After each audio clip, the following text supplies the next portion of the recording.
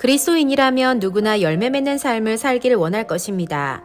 열심히 살아도 결실이 없는 비생산적인 인생이 아닌 열매 맺는 삶이란 하나님께서 각 사람에게 독특하게 부여하신 은사를 잘 사용하여 하나님께서 원래 계획하신 그대로의 가능성을 발휘하며 살아가는 것을 의미합니다. 그리고 베드로의 인생을 통해 우리는 이 같은 삶을 구체적으로 들여다볼 수 있습니다. 어부로서의 베드로는 누가 봐도 비생산적인 삶을 사는 사람이었습니다. 153마리의 작은 물고기조차 담아내기 힘든 작은 배로 고기를 잡는 그는 큰 배들과 경쟁조차 되지 않는 작은 어부였고, 예수님이 호숫가로 그를 찾아오셨을 당시에 그는 전날 밤새도록 그물질을 했지만 한 마리도 거두지 못한 채 피곤해하며 그저 빈 그물을 씻고 있는 상황이었습니다. 더 안타까운 것은 이날만 그런 것이 아니라 셀 수 없이 많은 날들을 빈 그물로 집에 돌아오기 일쑤였다는 사실입니다. 왜 베드로는 어부로서 생산적이지 못한 삶을 살고 있었을까요? 그 이유는 베드로를 위해 하나님이 계획하신 삶은 호숫가에서 물고기를 잡는 어부가 아니었기 때문입니다.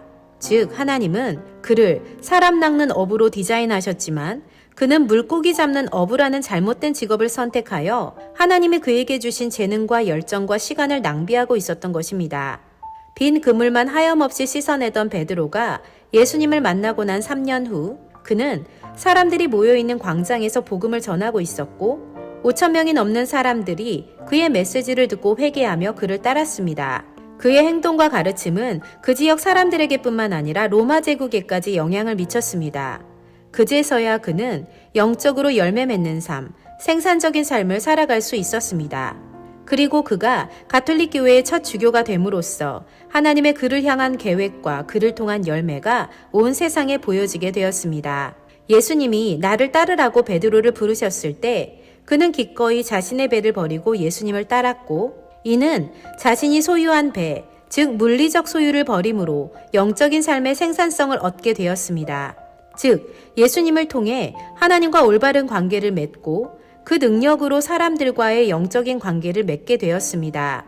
여기서 우린 깨닫게 됩니다. 혈과 육, 즉 물리적이고 물질적인 것으로는 하나님의 나라를 유업으로 받을 수 없고 오직 하나님과 우리의 영적 관계, 그리고 우리가 사람들과 맺어가는 영적 관계, 그것만이 하나님 앞에서 우리가 누구인지를 증명해 줄 수 있다는 사실을 말입니다. 바울은 우리의 소망이나 기쁨이나 자랑이 면류관이 무엇이냐? 그가 강림하실 때 우리 주 예수 앞에 너희가 아니냐고 말했습니다.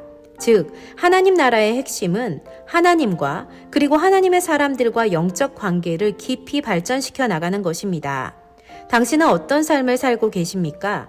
비생산적으로 시간을 허비하며 뭔가 채워지지 않는 갈증과 공허함을 느끼며 열매 없는 하루하루를 살아가고 계시지는 않습니까?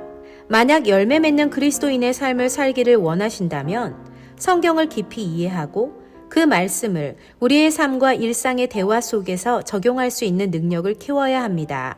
서로를 지지하고 응원해 줄 수 있는 공동체에 적극적으로 참여해야 합니다. 그리고 가장 중요한 것은 하나님과 하나님의 사람들과 더 깊은 관계를 맺고자 하는 영적 갈망을 끊임없이 추구하는 것입니다. 그럴 때 주님은 우리를 찾아와 만나 주실 것이기 때문입니다.